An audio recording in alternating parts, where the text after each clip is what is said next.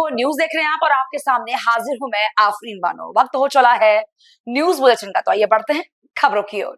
लेकिन उससे पहले एक नजर इस वक्त की हेडलाइंस पर।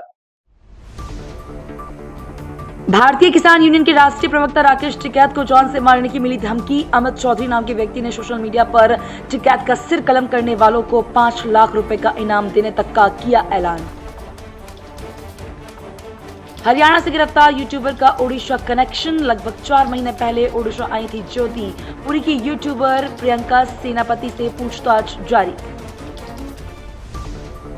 केंद्र और राज्य सरकार के निर्देश पर हुबली हवाई अड्डे पर मॉक प्रदर्शन। ऑपरेशन अभ्यास के तहत हुबली हवाई अड्डे पर किया गया मॉक ड्रिल का आयोजन। देहरादून के नवोदय विद्यालय में नॉन टीचिंग स्टाफ की नियुक्ति परीक्षा में सामूहिक नकल का मामला आया सामने। ब्लूटूथ डिवाइस से टीचिंग करते हुए पकड़े गए 17 अभ्यर्थी। महिला की हत्या से मचा हड़कंप। आगरा में महिला की हत्या से मचा हड़कंप। 13 मई से थी महिला लापता। महिला के परिजनों ने लगाया गांव के युवक पर हत्या का आरोप। लोकदल के राष्ट्रीय अध्यक्ष चौधरी सुनील सिंह हापड़ पहुंचे, जहां उन्होंने पंचायत प्रतिनिधियों के पंचायत अधिकार सम्मेलन को संबोधित किया और इसी बीच उन्होंने राज्य सरकार पर कई सवाल उठाए। सुनील सिंह ने कहा कि आज गांव और पंचायतों की जो भी स्थिति है उसकी जिम्मेदार केवल सरकार है, क्योंकि उन्होंने कभी अपना काम पूरा नहीं किया। सुनिए उन्होंने आगे क्या कहा। पंचायत अधिकार सम्मेलन पूरे उत्तर प्रदेश के सभी जनपदों में आयोजित किए जा रहे हैं। उद्देश्य है कि 32 साल बाद जब 1993 में ये लागू हुआ था त्रिस्तरीय पंचायती राज संविधान का 73वां 74वां संविधान संशोधन, उसके बाद से 32 साल से अधिकार नहीं मिले। इसके बीच में सारे दलों की सरकार रह ली, सपा भी रह ली, भाजपा भी रह ली, बसपा भी रह ली, कांग्रेस केंद्र में रह ली, लेकिन हमारे गांवों को प्रशासनिक और वित्तीय अधिकार नहीं मिले। तो अब 32 साल में हम लोगों ने ये तय किया है कि या तो 15 सितंबर तक सरकार अधिकार दे दे, प्रशासनिक और वित्तीय अधिकार। अगर सरकार ने नहीं दिए तो 2 अक्टूबर को प्रदेश के सभी पंचायत प्रतिनिधि महात्मा गांधी के ग्राम स्वराज के सपने को देखते हुए सामूहिक त्यागपत्र पूरे उत्तर प्रदेश में देंगे सारे पंचायत प्रतिनिधि। ये इस मीटिंग का आज का पंचायत अधिकार सम्मेलन का उद्देश्य है। सामूहिक त्यागपत्र है कि अगर हमें आप अधिकार नहीं दे सकते तो इन पदों की कोई आवश्यकता नहीं है। ये जो पद आपने सृजित किए हैं हमें जनता के सामने मजाक बना दिया है। लोग हंसते हैं जब एक बीडीसी जाता है कि बीडीसी जा रहा है, उसे ये नहीं पता कि उसका पद क्यों बना है। प्रधानों को जो अधिकार मिलने चाहिए वो नहीं मिलते हैं। प्रधानों को कभी खाना बनाने पे लगा देते हैं, कभी गौशाला की रखवाली पे बना देते हैं। ये प्रधान का काम नहीं है। प्रधान का काम है कि सारे के सारे 32 विभाग, चाहे वो बेसिक शिक्षा हो, चाहे वो हेल्थ हो, चाहे आपका बिजली का विभाग हो, उन सब के अधिकार प्रशासनिक और वित्तीय उसके पास हो। हमारी ग्राम सभाओं पे वो सभी अधिकार होने चाहिए जो उत्तर प्रदेश के मुख्यमंत्री पे मुख्य प्रदेश चलाने को होता है।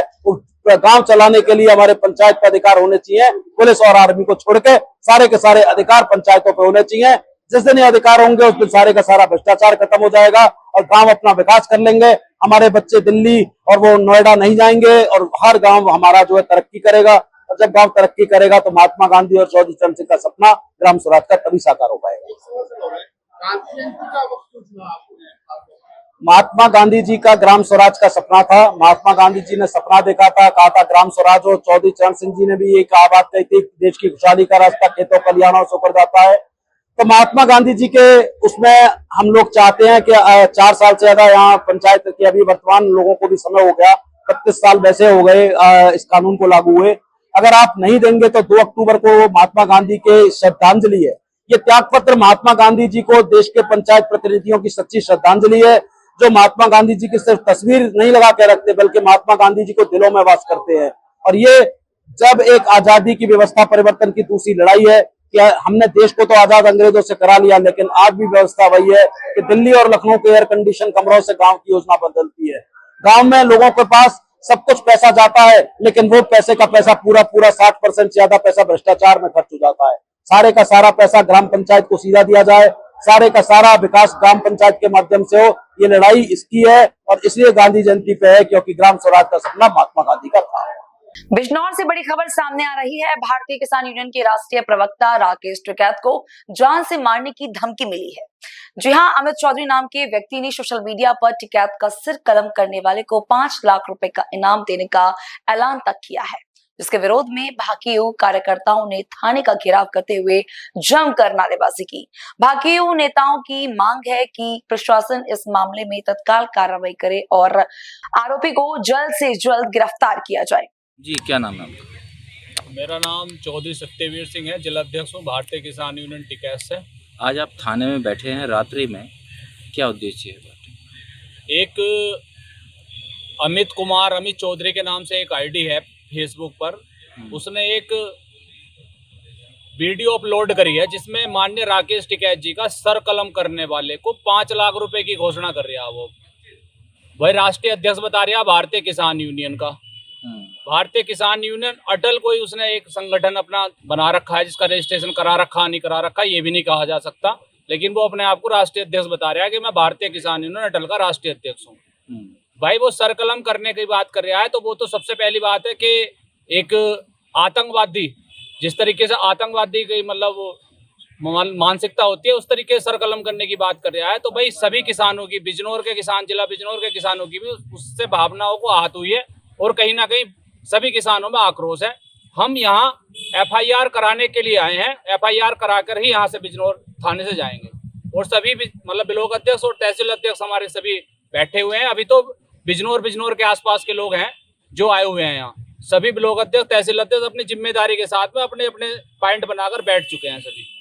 यदि आपकी मांग पूरी नहीं होती तो आपका अगला कदम क्या होगा? भाई अगला कदम तो अभी सीओ साहब आए हैं, सीओ साहब भी कुछ अभी आश्वासन दे रहे हैं कि भाई रुको अभी थोड़ा, तो आज उसके जो भी वहां से मतलब वो सीओ साहब का जो भी यहाँ कमेंट होगा उसके बाद जो भी आदेश होगा वो सभी पूरे बिजनौर के अभी समस्त किसान यूनियन के कार्यकर्ताओं को बता दिया जाएगा। अगली खबर बिजनौर से है, जहां जिले के नजीबाबाद तहसील क्षेत्र में प्रशासनिक टीम ने की बड़ी कार्रवाई। कोटद्वार रोड पर स्थित शंभू स्टोन क्रेशर पर एक साथ कई अधिकारियों ने मारा छापा। इस दौरान कई वरिष्ठ अधिकारी मौजूद रहे। बताया जा रहा है कि खनन और पर्यावरण से संबंधित नियमों के उल्लंघन की शिकायत के बाद ये छापेमारी की गई। वहीं मौके पर मौजूद टीम ने दस्तावेजों की जांच की और क्रेशर की कार्यप्रणाली का जायजा भी लिया। जी मैम, आज आना हुआ यहाँ पर किस उद्देश्य, क्या मामला है? नजीबाबाद क्षेत्र में खनन पट्टे स्वीकृत हुए थे और हमको शिकायत आ रही थी। आज से 15 दिन पहले यहाँ पर एसडीएम की अध्यक्षता में हम लोगों ने टीम भेजी थी, माइनिंग ऑफिसर भेजा था और खनन पट्टे को रुकवाया था। बट उसके बाद भी अभी संज्ञान में आया है कि कहीं कहीं अवैध खनन जो है वो किया जा रहा है, जिसका संज्ञान लेते हुए हम जनपद स्तरीय अधिकारी कप्तान साहब हैं, माइनिंग ऑफिसर हैं, पीएम साहब हैं, सभी लोग आए हैं और यहाँ पर जो हमारे खनन के पॉइंट्स हैं और माला नदी के जो तटबंध है, जो एरिया है, उसको देखा गया है, निरीक्षण किया गया है कि किसी प्रकार का कोई अवैध खनन जो है वो ना किया जाए, उसको हम लोग इंश्योर करेंगे। जो यहाँ पर क्रशर्स भी हैं उनकी भी हम लोग जांच करा रहे हैं, कितना उन्होंने जो सामान है वो लिया है, उनकी रॉयल्टी या फिर अन्य जो कटे हैं उनका मिलान करेंगे और वहाँ पर हम लोगों ने अपनी टीम्स छोड़ दी हैं, वो भी अपना जांच कर लेंगे, प्रमाइश करने का रिपोर्ट देंगे। तो हमारा पूरा प्रयास है कि हमारे क्षेत्र में अवैध खनन बिल्कुल ना हो। यदि कोई खनन पाया जाता है तो सख्त से कार्रवाई की जाए। अभी वो पकड़ा गया है जो नंबर वगैरह, उसमें क्या हुआ? अभी एक डंपर रास्ते में पकड़ा गया है, मिट्टी का डंपर है, उसको चेक करवाया जा रहा है, उसके पास अन्ना है या नहीं है, उसको चेक कराएंगे। अगर अन्ना नहीं पाया जाता तो सीज करके कार्रवाई। ठीक है, थैंक यू। सोशल मीडिया पर मशहूर यूट्यूबर ज्योति मल्होत्रा को पाकिस्तान के लिए जासूसी करने के आरोप में गिरफ्तार किया गया है। यह गिरफ्तारी हिसार पुलिस ने कई महीनों की निगरानी और जांच के बाद की है। यूट्यूबर ज्योति मल्होत्रा के अलावा 6 अन्य लोगों को भी गिरफ्तार किया गया है। इस बीच ओडिशा के पुरी की यूट्यूबर प्रियंका सेनापति से भी पूछताछ की जा रही है। प्रियंका और ज्योति की यूट्यूबर के जरिए जान पहचान हुई थी। जांच एजेंसियां ये पता लगाने में जुटी हैं कि प्रियंका की भूमिका सिर्फ एक दोस्त तक सीमित थी या वो भी किसी तरह इस जानकारी के लेन देन में शामिल थी। अगली खबर हुबली से है, जहां धारवाड़ की डिप्टी कमिश्नर दिव्या प्रभु ने बताया कि ऑपरेशन अभ्यास के तहत हुबली हवाई अड्डे पर मॉक ड्रिल का आयोजन किया गया। ये मॉक ड्रिल भारतीय हवाई अड्डा प्राधिकरण और जिला प्रशासन ने आयोजित की थी। तो इसके ज्योति के साथ इसका रिलेशन क्या है? 8-9 महीने हो गया। अच्छा, तो ये क्या यूट्यूबर का फ्रेंड है या पहले से दोस्त है? नहीं, यूट्यूब होने के बाद वो दोस्त हुआ। अच्छा, तो ये कभी पाकिस्तान गया था? पाकिस्तान में 4 महीने आ गया है। अच्छा, तो ज्योति कब आया था पूरी? वो 2024 में आया था। अच्छा, तो कहाँ का तुम्हें कुछ मालूम है? मुझे मालूम नहीं, वो उसका फ्रेंड है, वो कहाँ पे बोला घुमा था उनको मुझे नहीं पता। वो उनका रहने के लिए बंदोबस्त किया था? नहीं, उनको कोई मंदिर के पास कोई होटल है, उसके रहने के लिए उनका वीडियो बनाने के लिए होटल कौन दिया था? वो क्या दिल्ली का एजेंट किया था? दिल्ली का एजेंट वो कहा था ना, वो नहीं था, वो दिल्ली का एजेंट था कि कौन सा एजेंट था तो हमको नहीं पता है। अच्छा, वो मंदिर पे जाके क्या दर्शन किया, कुछ वीडियोग्राफी भी किया, फोटो खींचा? मुझे कैसे पता चलेगा? वो मतलब प्रियंका बताया होगा। प्रियंका क्यों बताएगा? मंदिर में कैमरा तो नहीं दिया था मंदिर में। नहीं, बाहर तो उनको यूं तो वीडियो बना के लेंगे, क्यों देगा? वो बीच गए थे, पुनार गए थे। हो जो बाहर का कोई आउट ऑफ स्टेट का कोई फ्रेंड है तो वो तो लोकल फ्रेंड है, तो घूमने के लिए तुझसे कोई पूछेगा तो वो तो देगा ना। अभी आपकी बच्ची कहाँ है? अभी है घर पे है। पुलिस पूछताछ कर चुकी है? हाँ चल रहा है, अभी इंक्वायरी चल रहा है। आप पूरा सहयोग करेंगे? पूरे 100% कोऑपरेट अभी करेंगे। क्या लग रहा है जिस तरह का एक माहौल मल्होत्रा एक स्पाई, पाकिस्तान स्पाई? हमको तो मालूम नहीं, कल टीवी में देखा जो मल्होत्रा स्पाई, तो वो ठीक है, वो तो स्पाई, वो तो जो भी किया तो ठीक नहीं किया, इसलिए वो तो उनका तो कोई दोष नहीं है ना, वो तो ओनली फ्रेंड, यूट्यूब फैन, वो फ्रेंड होकर पूरी आया था, घूमने के लिए गया था। और कल हम टीवी में न्यूज में देखा ज्योति मल्होत्रा आई, फिर उनका के बाद ना बाबा उनके साथ कुछ नहीं, वो फ्रेंडशिप होकर आया था पूरी, बस कुछ नहीं। और जो पाकिस्तान गया था जो सरकार को, वो और अलग वो ज्योति मल्होत्रा के साथ नहीं गया था, तो साथ में गए थे। हाँ ज्योति मल्होत्रा के साथ। सारी बातें आप पूरा सा क्लियर बता सकते हैं एक्चुअली क्या क्या हुआ है और क्या क्या नहीं? पूरा नहीं, हम नहीं बता सकते क्या चीज कैसे बताए सर। जैसे कि अभी ये बहुत बड़ा मुद्दा उठा हुआ है आपकी बेटी के ऊपर। बेटी के ऊपर क्या, तो इंक्वायरी चल रहा है ना, हम तो 100% कोऑपरेट करेंगे, हम तो कोऑपरेट करेंगे, तो कोऑपरेट चल रहा है ना। देखिए, सभी चीजों का हम पूरी तरीके से जांच कर रहे हैं और सभी चीजों में इन्वॉल्वमेंट क्या है क्या नहीं है उसको वेरीफाई कर रहे हैं। और इसके साथ ही हम हमारे स्टेट की जो एजेंसीज हैं, सेंट्रल एजेंसीज हैं, उसके साथ ही हरियाणा पुलिस के साथ भी हम टच में हैं। इसके रिगार्डिंग में जब भी जैसा और इंफॉर्मेशन जो आएगा हम गणमाध्यम के सामने उसको पेश करेंगे। सारी चीजों की डिटेल हम वेरिफिकेशन के बाद आपको दे पाएंगे। सर, इसमें कौन कौन सी एजेंसी, सुरक्षा की एजेंसी इसमें शामिल है? डिफरेंट एजेंसीज हैं, सेंट्रल स्टेट की भी एजेंसीज हैं, हरियाणा पुलिस के साथ भी हम टच में हैं। सर, प्रियंका के एक सोशल साइट में लिखा है कि ये पाकिस्तान गए थे, इंडिया गया, तो इसमें ये भी आपको क्यों है? ये भी सारी चीजों को हम वेरीफाई करेंगे और उसके बाद ही हम गणमाध्यम के सामने सारा का सारा सच पड़ा। सर, आगे रथ यात्रा है, तो ये जो चीज हुआ है तो और भी ये सेंसिटिव हो चुका है रथ यात्रा। देखिए, महाप्रभु की रथ यात्रा जो है वो हमारे लिए बहुत इम्पोर्टेंट दायित्व है और सभी भक्तों की सेफ्टी सिक्योरिटी हमारा सबसे इम्पोर्टेंट है। एंड तो इसके रिगार्ड में हमें जो भी सिक्योरिटी मेजर्स लेने हैं हम सारी चीज को लेंगे। सर, ये ज्योति और प्रियंका के बीच में ये कॉन्टेक्ट कैसे हुआ? कोई सोशल साइट है या कोई? सभी चीजों को वेरीफाई करके वेलकम किया। अगली खबर हुबली से है, जहां धारवाड़ की डिप्टी कमिश्नर दिव्या प्रभु ने बताया कि ऑपरेशन अभ्यास के तहत हुबली हवाई अड्डे पर मॉक ड्रिल का आयोजन किया गया। ये मॉक ड्रिल भारतीय हवाई अड्डा प्राधिकरण और जिला प्रशासन ने आयोजित की थी। ಹುಬ್ಳಿ ವಿಮಾನ ನಿಲ್ದಾಣದಲ್ಲಿ ಆಪರೇಷನ್ ಅಭ್ಯಾಸ್ ಅಂತ ಒಂದು ಆಪರೇಷನ್ ಕೆಳಗಡೆ ಇವತ್ತು ಮಾಕ್ ಡ್ರಿಲ್ ಅನ್ನು ನಾವು ಮಾಡಿದೀವಿ. ಅದು ಏರ್ಪೋರ್ಟ್ ಅಥಾರಿಟಿ ಆಫ್ ಇಂಡಿಯಾ ಹಾಗೂ ಜಿಲ್ಲಾಡಳಿತದ ಒಂದು ಕೋಆರ್ಡಿನೇಷನ್ ಇಂದ ಇವತ್ತು ಈ ಒಂದು ಮಾಕ್ ಡ್ರಿಲ್ ಅನ್ನು ಮಾಡಿರೋದು. ಇದು ಎಸ್ಪೆಷಲಿ ನಮಗೆ ಹೊರಗಡೆಯಿಂದ ಏನಾದರೂ ಒಂದು ಅಟ್ಯಾಕ್ ಅನ್ನು ನಮ್ಮ ಏರ್ಪೋರ್ಟ್ ಮೇಲೆ ದಾಳಿ ಆಗಿದಾಗ ಯಾವ ರೀತಿಯಲ್ಲಿ ನಾವು ರೆಸ್ಪಾನ್ಸ್ ಮಾಡಬೇಕು ಎಂಬುದು ಕುರಿತು ಈ ಒಂದು ಮಾಕ್ ಡ್ರಿಲ್ ಅನ್ನು ನಾವು ಮಾಡಿದೀವಿ. ಸೊ ಯಾವುದೋ ಒಂದು ಅಟ್ಯಾಕ್ ಆಗಿದಾಗ ಫೈರ್ ಇನ್ಸಿಡೆಂಟ್ಸ್ಗಳು ಆಗ್ತವೆ, ಸ್ಮೋಕ್ಗಳು ಆಗ್ತವೆ, ಅದನ್ನು ತಾವೆಲ್ಲರೂ ಕೂಡ ಇವತ್ತು ನೋಡಿದಿರಿ. ಸೊ ಆ ಥರ ಹೈ ಸ್ಮೋಕ್ ಎಲ್ಲ ಕೂಡ ಆಗಿದ ಸಂದರ್ಭಗಳಲ್ಲಿ ಅಲಾರ್ಮ್ ಸಿಸ್ಟಮ್ ಅನ್ನು ಆಕ್ಟಿವೇಟ್ ಮಾಡುವ ಮುಖಾಂತರ ಜನರನ್ನು ಆಲ್ರೆಡಿ ಏರ್ಪೋರ್ಟ್ ಅಲ್ಲಿ ಇರುವ ಜನಾಂಗವನ್ನು ಎವ್ಯಾಕ್ಯುವೇಟ್ ಮಾಡುವಂಥದ್ದು, ಸೊ ಮಾಸ್ ಆಗಿ ಅವರನ್ನು ಎವ್ಯಾಕ್ಯುವೇಟ್ ಮಾಡುವಂಥದ್ದು. ಇಲ್ಲಿ ಕೆಲಸ ಮಾಡುವ ಸಿಬ್ಬಂದಿಗಳಾಗಿರ್ಬೋದು ಹಾಗೂ ಸಾರ್ವಜನಿಕರಾಗ್ಬೋದು, ಇದು ಒಳಗಡೆ ಇರುವ ಸೆಕ್ಯೂರಿಟಿ ಸ್ಟಾಫ್ ಇರ್ಬೋದು, VIP ಗಳಾಗಿರ್ಬೋದು, ಅವ್ರಿಗೆ ಎಲ್ಲರಿಗೂ ಕೂಡ ಹೇಗೆ ಇವ್ಯಾಕ್ಯುವೇಟ್ ಮಾಡಬೇಕು ಎಂಬುದು ಕುರಿತು ಇವತ್ತು ಒಂದು ಪ್ರದರ್ಶನವನ್ನು ಮಾಡಿದ್ದಾರೆ. ಇವರು ಜಿಲ್ಲಾಡಳಿತದ ವಿವಿಧ ಇಲಾಖೆಗಳು, ಅದು ಫೈರ್ ಡಿಪಾರ್ಟ್ಮೆಂಟು ಮತ್ತೆ ಪೊಲೀಸ್ ಇಲಾಖೆಗಳು, ಹೋಮ್ ಗಾರ್ಡು, ಹೆಲ್ತ್ ಡಿಪಾರ್ಟ್ಮೆಂಟು, ಅವರೆಲ್ಲರ ಕೋಆರ್ಡಿನೇಷನ್ ಇಂದ ನಾವು ಮಾಡಿರೋದು. ಸೊ ಏರ್ಪೋರ್ಟ್ ಅಂದಾಗ ಎರಡು ವಿಷಯಗಳು ಬರ್ತವೆ. ಒಂದು, ನಾವು ಇರುವ ಜನಾಂಗವನ್ನು ಇವ್ಯಾಕ್ಯುವೇಟ್ ಮಾಡಿ ಅವರಿಗೆ ಭದ್ರವಾದ ಒಂದು ಸ್ಥಳದಲ್ಲಿ ಕಳಿಸುವುದು ಹಾಗೂ ಅವ್ರಿಗೆ ಚಿಕಿತ್ಸೆಯನ್ನು ಕೊಡೋದು. ಇನ್ನೊಂದು, ಆಪರೇಷನ್ ರಿಲೇಟೆಡ್ ಆಗಿ ಅವ್ರು ಇಮಿಡಿಯೇಟ್ಲಿ ಅವ್ರ ATC ಕಂಟ್ರೋಲ್ಗೆ ಅವರು ಮಾಹಿತಿಯನ್ನು ನೀಡಿ ಅಲ್ಲಿ incoming and out going flights ಗಳಲ್ಲಿ ಯಾವ ರೀತಿಯಲ್ಲಿ ಕ್ರಮಗಳನ್ನು ತಗೊಳ್ಬೇಕು, ಅದು ಹೇಗೆ ಅದನ್ನು ನಿಲ್ಲಿಸುವಂಥದ್ದು ಮತ್ತೆ ಡೈವರ್ಟ್ ಮಾಡುವಂಥದ್ದು, ಆ ಒಂದು ಕ್ರಮಗಳನ್ನು ಕೂಡ ಆಗಬೇಕು. ಸೊ ಅವರು ಎರಡು ರೀತಿಯ ಒಂದು ಕೆಲಸಗಳನ್ನು ಇವತ್ತು ನಮಗೆ ಮಾಡಿ ತೋರಿಸಿದ್ದಾರೆ.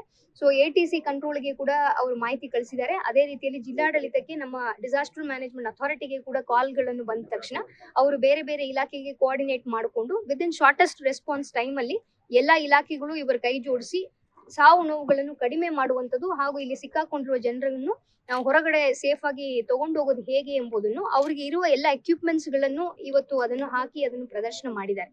ಸೊ ಇದರಿಂದ ನಾವು ಯಾಕೆ ಈ ತರ ಅಣಕು ಪ್ರದರ್ಶನ ಮಾಡ್ತಾ ಇದೀವಿ ಅಂದ್ರೆ, ಒಂದು ಸಾರ್ವಜನಿಕರಿಗೆ ಇಂಥ ರೀತಿಯ ಸಂದರ್ಭಗಳಲ್ಲೂ ಸಹ ನಾವು ಎಲ್ಲಾ ರೀತಿಯ ಸಿದ್ಧತೆಗಳನ್ನು ಇದೀವಿ ಎಂಬುದನ್ನು ಒಂದು ಪ್ರದರ್ಶನ ಮಾಡಕ್ಕೆ.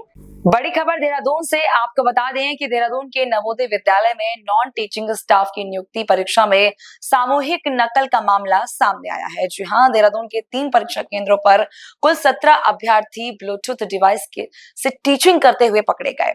यानी अब पढ़ाई के साथ साथ चीटिंग भी डिजिटली की जा रही है। 17 अभ्यर्थी के अलावा एक युवक दूसरे की जगह परीक्षा देते हुए पकड़ा गया। पूरे मामले को लेकर पुलिस ने शहर के 3 थानों में कुल 8 केस दर्ज कर लिए हैं। वहीं नकल करते हुए पकड़े गए इन अभ्यर्थियों से सॉल्वर गैंग के बारे में पूछताछ की जा रही है। और बता दें कि यह सॉल्वर गैंग देहरादून नहीं बल्कि दूसरे शहर में टीचिंग का ये पूरा खेल रचाता है। पुलिस पूरे मामले की कड़ी जांच पड़ताल कर रही है। खबर पौड़ी से है, जहां सभी थाना प्रभारियों ने चेकिंग अभियान के दौरान शराब पीकर वाहन चलाने वाले 9 वाहन चालकों पर कार्रवाई की और उनके वाहनों को सीज किया। साथ ही यातायात नियमों का उल्लंघन करने वाले 139 चालकों पर भी चालानी कार्रवाई की गई। सोनभद्र के प्रतिष्ठित ओबरा इंटर कॉलेज की डीएवी संस्था को सौंपे जाने के बाद से विवाद गहराता जा रहा है। बीते रविवार स्थानीय ग्रामीणों और राजनीतिक समूहों ने काली पट्टी बांधकर विरोध प्रदर्शन किया। प्रदर्शनकारियों ने राज्य विद्युत उत्पादन निगम से कॉलेज को वापस अपने नियंत्रण में लाने की मांग की।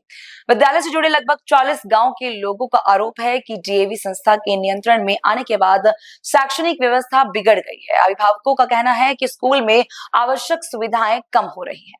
शिक्षकों की कमी से पढ़ाई प्रभावित हो रही है। स्थानीय लोगों का आरोप है कि निगम प्रबंधन की मिलीभगत से कॉलेज को निजी हाथों में सौंपा गया है। उनका कहना है कि प्रबंधन चाहता है तो करीब बच्चों के भविष्य को ध्यान में रखते हुए इस समस्या का समाधान निकल सकता था। सबसे पहले आपका परिचय जानना चाहेंगे। मेरा नाम कृष्ण कुमार राम बाबा, मैं बहुजन समाज पार्टी 402 विधानसभा ओबरा का विधानसभा अध्यक्ष। राम बाबा जी, आप लोग हाथों में काली पट्टी बांधकर विरोध प्रदर्शन कर रहे हैं, क्या मामला और क्या मांग है आपकी? मांग तुम्हारी यह है कि मूल रूप से जनपद सोनभद्र आदिवासी वनवासी के पहचान से जाना जाता है। विशेष तौर पर मैं ओबरा को, जो यहाँ की विधानसभा एसटी सीट है, जो जनजाति में आती है, यहाँ पे इस लोकल क्षेत्र के उत्तर दक्षिण पूर्व पश्चिम चारों दिशा में सटे हुए इस क्षेत्र के आदिवासी वनवासी गरीब बच्चे जो हैं, जिनका एक माध्यम शिक्षा का डिग्री का इंटर कॉलेज ओबरा था, उसको शासन के द्वारा उसको डीएवी प्राइवेट कॉलेज कर देने की वजह से इस क्षेत्र के ग्रामीणों में बहुत बड़ा आक्रोश है। इस आक्रोश को देखते हुए हम लोग एक राजनीतिक दल के साथ साथ स्वर समाज के लोगों ने ये विचार बनाया है। इस मांग को हम लोग शासन प्रशासन से लेकर जरूरत पड़ेगी तो लखनऊ राजधानी माननीय मुख्यमंत्री के पास भी जाना होगा, तो इस क्षेत्र के आदिवासी वनवासी लोग जाने का काम करेंगे। सर, सबसे पहले आपका परिचय जानना चाहेंगे। मैं अमरनाथ उजाला, पूर्व क्षेत्र पंचायत सदस्य बिल्ली मारकुंडी। यहाँ पे आप लोग हाथों में काली पट्टी बांधकर विरोध प्रदर्शन कर रहे हैं, क्या मामला है? यह मामला कई सालों से चला आ रहा है ओबरा इंटर कॉलेज को लेकर के, जो ओबरा में स्थित है। उसमें काफी बच्चे लोगों की पढ़ाई होती थी, जिसे ओबरा शासन और प्रशासन द्वारा इसको प्राइवेट के हाथों में, जिसका नाम डीएवी के हाथों में कर दिया गया है, जिससे क्षेत्र के आदिवासी बच्चे इधर जो गांव हैं, गुड़ूर है, चकाड़ी है, कासपानी है, मैरा डांड है, टेढ़ी पेन है, खाड़र है, खैराही है, बैरपुर है, नेवारी है, भरारी है, चौपन है, रेणुकूट है, पिपरी है, सेलखन है, पटवद है। इन सब जो बच्चे पढ़ते थे आदिवासी, कम से कम फीसों में पढ़ के जो अब तक के काफी आईएएस भी बन चुके, पीसीएस भी बन चुके हैं। लेकिन इस समय जो स्थिति बन गई है कि बच्चे उसमें नाम लिखवाने से डर रहे हैं। एडमिशन फीस 1000 से लेकर 2200 तक हो गया है। एडमिशन कराने में असमर्थ हो गए हैं। आदिवासियों के बच्चों के साथ, पिछड़ी बच्चों के साथ, अनुसूचित बच्चों के साथ, दलित बच्चों के साथ काफी अन्याय और शोषण हो रहा है। उसी के संदर्भ में हम काली पट्टी बांध के आज दिनांक 18/5/2025 को यह जन समूह के साथ, चूंकि इससे पहले कई बार हम लोग शिकायत कर चुके हैं, काली पट्टी बांध के आज के डेट में हम लोग यह जताना चाहते हैं सरकार को, सरकार के कानों तक ये न्यूज के माध्यम से, मीडिया के माध्यम से पहुंचाना चाहते हैं कि इस विद्यालय को पुनः वापस करें, जिससे आदिवासी बच्चे, पिछड़ी बच्चे और क्षेत्र के जितने गरीब आदिवासी बच्चे हैं अपनी पढ़ाई सुनिश्चित कर सकें और अपने भविष्य को। अभी हाल में ही आप लोगों ने एसडीएम को और मुख्य महाप्रबंधक ओबरा के जो है कि उनको आप लोग ज्ञापन दिए थे, उसमें कुछ सुनवाई आप लोग की हुई?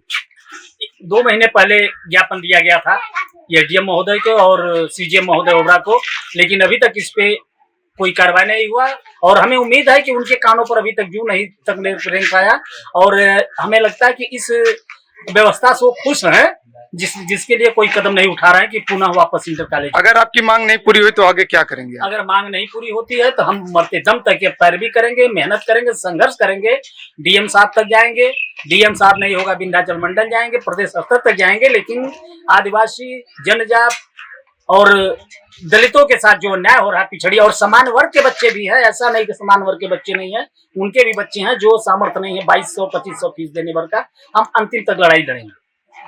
आगरा की जीआरपी पुलिस ने खोए हुए मोबाइल बरामद किए और इन मोबाइल की कीमत जानकर आप हैरान रह जाएंगे।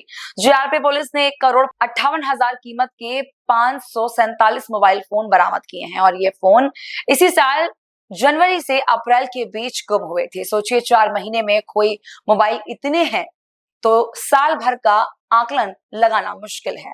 खैर, पुलिस ने सभी मोबाइल स्वामियों को उनके मोबाइल लौटाए, जिसके बाद उनके चेहरे पर एक खुशी देखने को मिली और इसी सर्विलांस टीम ने भी अहम भूमिका निभाई है। जा रहे हैं अनुमानित कीमत क्या होगी अगर बात की जाए तो? देखिए, अनुभाग आगरा में एक अभियान चलाया जा रहा था। ये जनवरी से लेकर अप्रैल तक के जो है मोबाइल बरामद किए गए। 4 महीनों में 546 मोबाइल बरामद किया गया अनुभाग में, सभी थानों में किया है। ये कुछ उत्तर प्रदेश के जनपदों से, कुछ जो है बाहर अदर स्टेट से बरामद किए गए हैं। इनकी अनुमानित कीमत 1,25,58,000 रुपये है। इसमें तो कौन सी मोबाइल शामिल है? इसमें जो है वीवो का भी है, सैमसंग का भी है और आपका जो है ओप्पो का है, वीवो का है। महंगे मोबाइल भी है, सस्ते भी हैं। तो ये सब इनको जो है सभी जो जिनके मोबाइल ट्रेनों में गुम हुए थे उनको देने के लिए आज हमने यहाँ पर बुलाया गया। सर, इसमें चोरी चहेती वाले शामिल? ये गुमशुदगी के मोबाइल है, केवल गुमशुदगी के मोबाइल है। गुमशुदगी दर्ज की गई है थानों पर। उन यात्रियों के जो ट्रेनों में सफर के दौरान इनके जो गुम हो जाते हैं उसी बरामद के सुपुर्द करने के लिए यहाँ बुलाया गया है। बड़े जमाने पर मोबाइल खो जाते हैं स्टेशनों पर, लापरवाही बरतते हैं यात्री। ये तो लापरवाही तो मानी जाएगी, जो भी लोग चार्जिंग में लगा के सो जाते हैं और जो चोरी करने के लिए घूमते रहते हैं, उन्होंने देखा जहाँ की थोड़ी सी लापरवाही है, उन्होंने अपना निकाला मोबाइल लेके चले जाते हैं। और मोस्टली मोबाइल जो है जब भी चलता है तो बरामद किया जाता है। आगरा के अचुनिया थाना क्षेत्र के नानाऊ गांव में 13 मई से लापता महिला की हत्या से हड़कंप मच गया। महिला के परिजनों ने गांव के ही रहने वाले युवक पर हत्या का आरोप लगाया, जिसके चलते आरोपी युवक ने आत्महत्या करने की कोशिश की, तो वहीं परिजनों ने पुलिस पर भी लापरवाही के आरोप लगाए हैं। मुलाकात की हमारे क्षेत्र के हल्का इंचार्ज नवजीत दरोगा जी, उनसे बहुत रिक्वेस्ट की मैंने सब बच्चे को देख के मुझे पर रहा नहीं जा रहा है। 13 तारीख को नाइट में इसको उठाया गया है जबरदस्ती और सर 13 तारीख से मैं प्रतिदिन 3-3 4-4 चक्कर लगा रहा हूँ और डेली दरोगा जी से मुलाकात हो रही है, नवजीत दरोगा जी से। मैंने कहा सर उसने फांसी लगाई है, बहाना बनाया है और वो जिंदा है हॉस्पिटल में, उससे जाके पर्चे लीजिए कौन कौन का हाथ है, किस किस का हाथ है। दरोगा जी कतई कहीं नहीं गए हैं, हमको गुमराह करते रहे और इन्होंने कोई भी मतलब तहदीर की तरफ ध्यान नहीं दिया है। फांसी किसने लगाई थी? फांसी लगाई है राजन सनोप गंगा प्रसाद, उसी का हाथ है इसमें जी। उसने फांसी लगाई है कि मेरे पे इल्जाम नहीं लगा दे, उसने ये उठवाई है घर से, हाथ पैर बंधे हुए हैं अभी बॉडी के, अन्य साथियों को एक का हाथ नहीं है सर, इसमें हाथ पैर बंधे हुए हैं अभी बॉडी के, लाश फूली हुई है। क्या नाम था महिला का? महिला का नाम था दीपा, वाइफ ऑफ सूरजपाल। मैं उसका बड़ा भाई हूँ। हरवंश सिंह नाम है सर मेरा।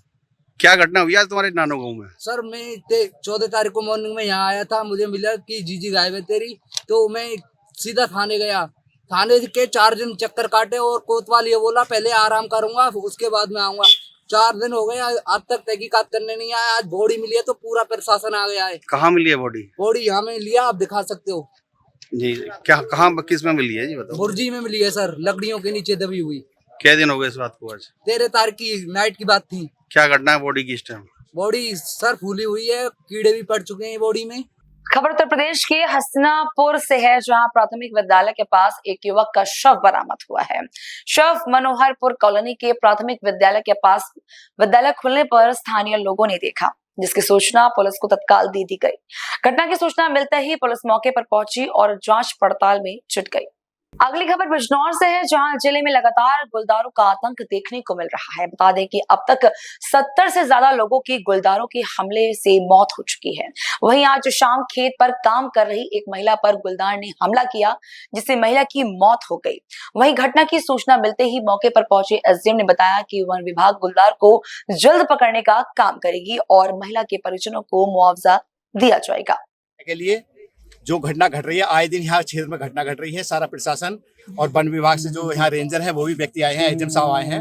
एसडीएम साहब के द्वारा ये घटना को अवगत कराया गया है और उनसे मुआवजे के लिए मांग की गई है। कितने के वादा करा मुआवजे? उन्होंने मुआवजे किया है जो सरकार से घोषित होता है 5 लाख रुपए उनको मिलेंगे और 5 लाख की सरकार की ऊपर से घोषणा होती है। उसके बाद भी क्या कुछ उसके लिए उन्होंने और कुछ आश्वासन नहीं दिया किसी ने भी, कि हमारे जो सब व्यक्तियों ने कहा था कि भाई इसके अलग हुई और कोई घोषणा की जाए, तो उन्होंने कोई घोषणा इसकी नहीं की है। तो क्या चाहते हैं आप? अब चाहेंगे ये कि इन्हें तो 20 लाख रुपए मिल जाए, कुछ तो इनके परिवार का अच्छा है।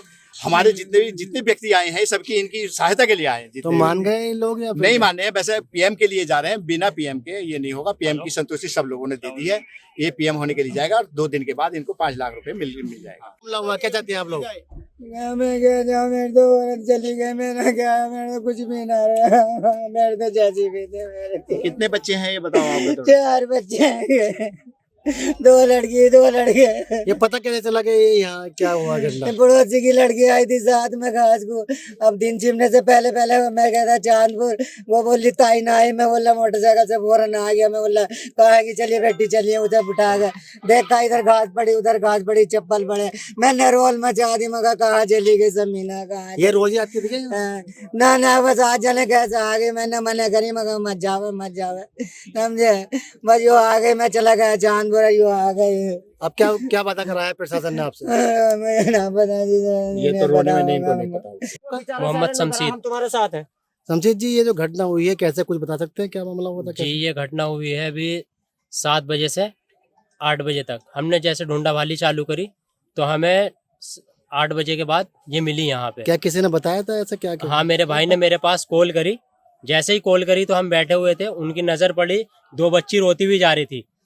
तो जो बच्ची इसके साथ में थी उन्होंने बताया, तो मेरे भाई ने हमारे को फोन किया। हम लोग यहाँ आए, आकर ढूंढा वाली चालू करी तो यहाँ पे हमें ढूंढने के बाद 3-4 राउंड मारे हमने, तो तब उसके बाद में ये मिली। लेकिन चीता यहाँ से भाग गया, गुलदार जो था वो यहाँ से सपा हो गया। तो यहाँ से कितनी दूर होगा इनका घर? इनका घर यहाँ से लगभग 500 मीटर की दूरी। हाँ, 4 चारा लेना आई थी जी। हाँ, रोड पे ही बैठी थी, बिल्कुल रोड पे ही बैठ के चारा काट रही थी, सड़क पे ही बिल्कुल, और वहां से उठा के लेके आया। फिलहाल न्यूज बुलेटिन में मेरे साथ बस इतना ही। मुझे दीजिए इजाजत और देश और दुनिया की तमाम बड़ी खबरों से जुड़े रहने के लिए देखते रहिए पल्स 24 न्यूज। नमस्कार।